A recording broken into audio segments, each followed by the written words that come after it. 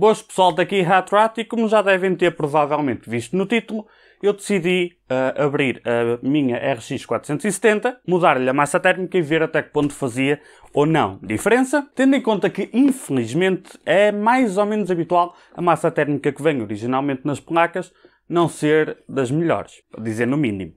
Lembrando e alertando para os novatos aqui no hardware, que regra geral fazendo isso em quase qualquer placa gráfica, vão perder a garantia e podem ter a certeza que vão perder a garantia se tiver algum autocolante de proteção, normalmente em cima de um parafuso. É o mais habitual. Sendo que na Nitro Plus em particular, nas outras Sapphire não sei, há zero autocolantes de proteção, não há tinta no parafuso para ver se ele foi tirado, esse tipo de truques. Contudo, se tiverem receio, não tiverem a certeza, principalmente se nunca fizeram isso na vida, e tiverem com vontade de o fazer, eu sugeria contactarem primeiro a Sapphire, no caso de ser uma Sapphire, e perguntar diretamente se estão ou não autorizados a abrir, tendo em conta que não tem qualquer proteção.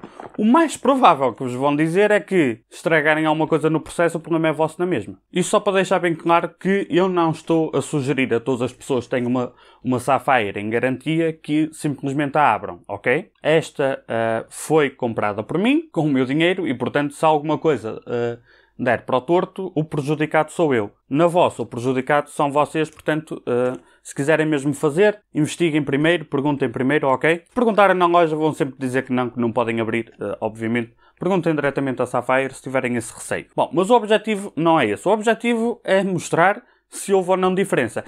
Eu estou a usar esta placa há muito pouco tempo, creio que desde janeiro ou desde dezembro, portanto tem menos de meio ano. Teoricamente a massa térmica está no seu estado original, teoricamente. Inclusivamente esta é uma das que, tal como as XFX, dá para retirar as ventoinhas.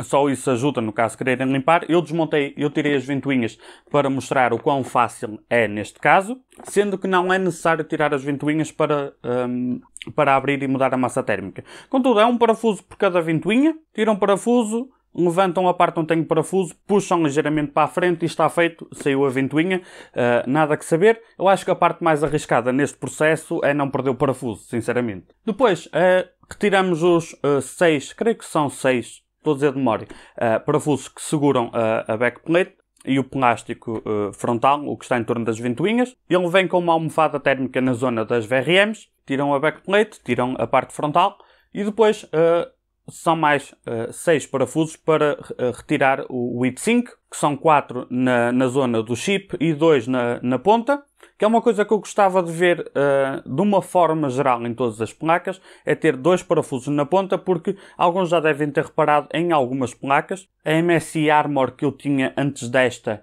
tinha esse problema, onde na ponta dá a sensação que com o tempo o heatsink se quer separar da PCB, porque não tem ali nada a segurar. Há várias assim. Isto ajuda a manter o heatsink nivelado, entre aspas, com a PCB. É algo que eu gosto. Eu gostava de ver mais a ter isto. Portanto, o heatsink depois tem almofadas térmicas também para a memória. Tenham cuidado. No caso deles se soltarem no processo, confirmem o sítio certo para os pôr. No meu caso, ao tirar com cuidado, foi tranquilo. Uma coisa que eu alerto é, se possível, na vossa placa, retirar primeiro, se possível, claro, primeiro o conector das ventoinhas, vai ajudar no processo, mas o que foi mais delicado aqui foi o conector dos LEDs, que eu tive primeiro que levantar o plástico, não deu para retirar antes, e é particularmente sensível. Aquilo tem, inclusivamente, o conector está ligado a outro plástico, depois é que liga aos pinos. Não foi intuitivo, eu estava a tentar puxar a parte errada primeiro, depois é que vi que aquilo sai tudo. Vai dar mais ou menos para ver nas imagens, mas os 4 pinos onde liga o conector são super sensíveis, percebe-se a mexer, que eles começam logo a ceder, portanto eu aí demorei um bocadinho, quis ter certeza que tirava com cuidado. Portanto, depois, limpar a massa térmica, eu usei a MX4, substituí com a MX4, não é melhor, mas pelo preço é uma das mais usadas. E, portanto, para aplicar a massa térmica não aplico, eu pessoalmente não aplico da mesma forma que aplico nos processadores. Normalmente ponho ou a mais um pouco, para deixar cair por fora um bocadinho, ou espalho. Para espalhar eu uso o cotonete, porque aquelas espátulas comigo, nem no processador, nem nas gráficas, eu atrapalho-me com a espátula, nunca percebi porquê. Com o cotonete é tranquilo ou simplesmente pôr a mais. Isto porquê? Porque nos processadores, das duas uma, ou ponho um pouco a mais, aquilo espalha por fora e desde que não seja muito e não seja condutora de eletricidade, a massa térmica não há problema nenhum. pelo menos vai abranger o width spreader todo, mas mesmo que ponham um pouco a menos e os cantos fiquem sem massa térmica, no caso, um processador não é grave. Mesmo que faça alguma diferença, não é grave. Para quem não sabe, para quem é menos experiente nisto do hardware, isto que estão a ver cinzento aqui é o chamado heat spreader. O chip não é isto, o chip está por baixo. E o chip que está por baixo tem contacto na sua totalidade com o width spreader.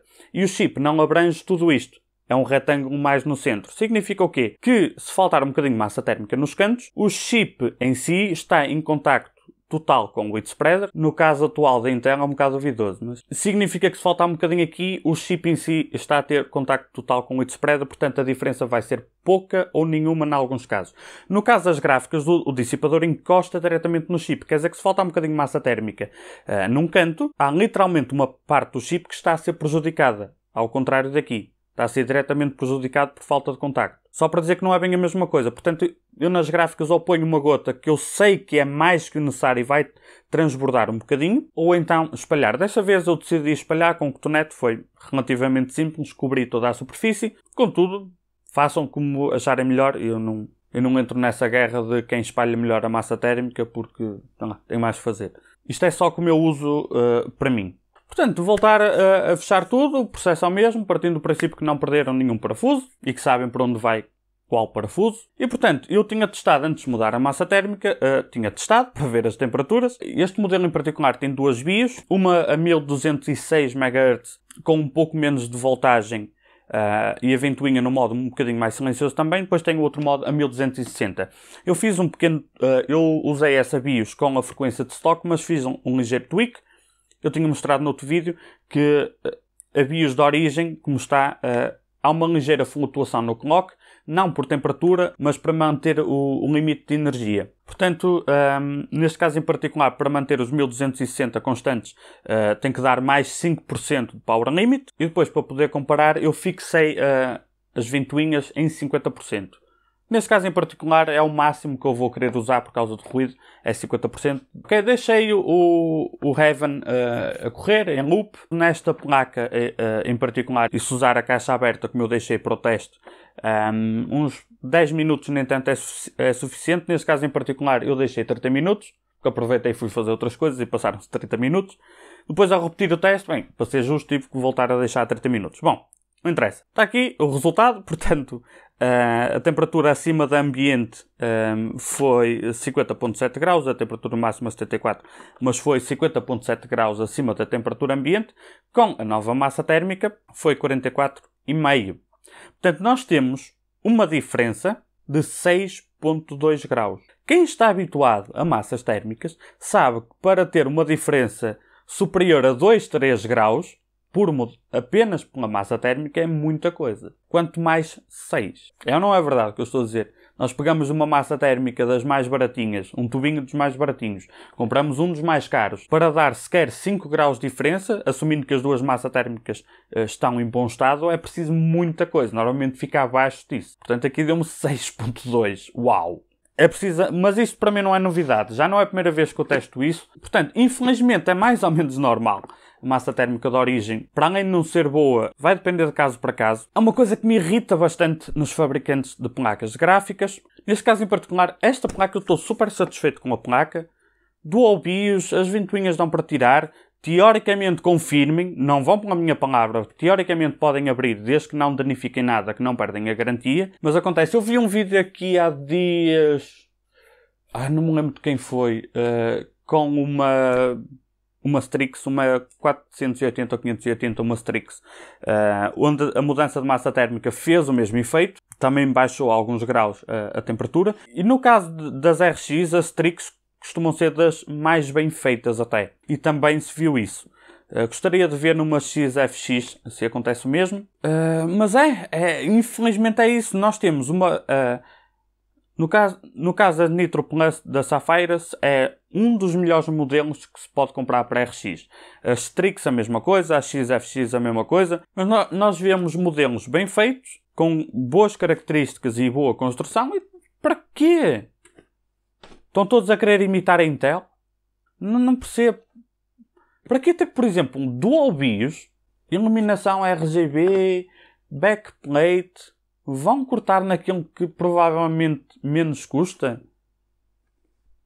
Eu pessoalmente acho que é uma estupidez dos fabricantes cortarem na massa térmica, principalmente se, regra geral, violam a garantia se a trocarem. Portanto, é um bocado como a porcaria dos processadores da Intel, principalmente os Kaby Lake, e os Haswell foram assim no início também, onde nós temos um heat spreader que é uma valente porcaria, a massa térmica que lá está é uma porcaria, e temos duas soluções. Ou violamos a garantia, ou usamos o processador que no seu estado original, em termos de dissipação aqui do heat spreader, é uma porcaria. No caso das gráficas não é tão grave, mas, mais uma vez, porquê? Para quê? Não há necessidade. Querem cobrar 1€ ou 2 mais? É tão frustrante que, eu vou ser sincero, se tivesse, isto nunca vai acontecer, mas se tivesse, no site ou na loja, ou whatever, ou no Intermarché, 2 gráficas, o mesmo modelo, e dissesse boa massa térmica lixo. 5€ de diferença. Eu comprava que tivesse 5€ mais caro. Era um roubo, por causa da porcaria do bocadinho de massa térmica, mas eu preferia assim. A sério. É uma opinião, mas não vejo motivo aparente. Cortarem no cobre ou no alumínio que está no dissipador, percebo. Tentar poupar custos por aí. Poupar custos na VRM, desde que não seja uma VRM porcaria. Um bocadinho superior ou um bocadinho inferior é uma variação normal. Querem melhor, pagam mais. Querem pior, pagam menos. Querem pagar o mesmo e ter pior, comprem uma das primeiras versões da Gigabyte. Desculpa Gigabyte, mas não vou esquecer dessa. Se têm receio, não troquem. Neste caso em particular e nos modelos custom das placas, como elas vêm de origem, vêm bem preparadas para segurar a temperatura da placa. Isto é mais coisa de entusiasta. O que é que vocês acham disto tudo? Eu pessoalmente acho estúpido cortarem na massa térmica. Bom, bandidos, espero que tenham gostado e já sabem o ritual. Se tiverem gostado, carreguem gosto, não gostaram, não gostam, subscrevam. Até à próxima.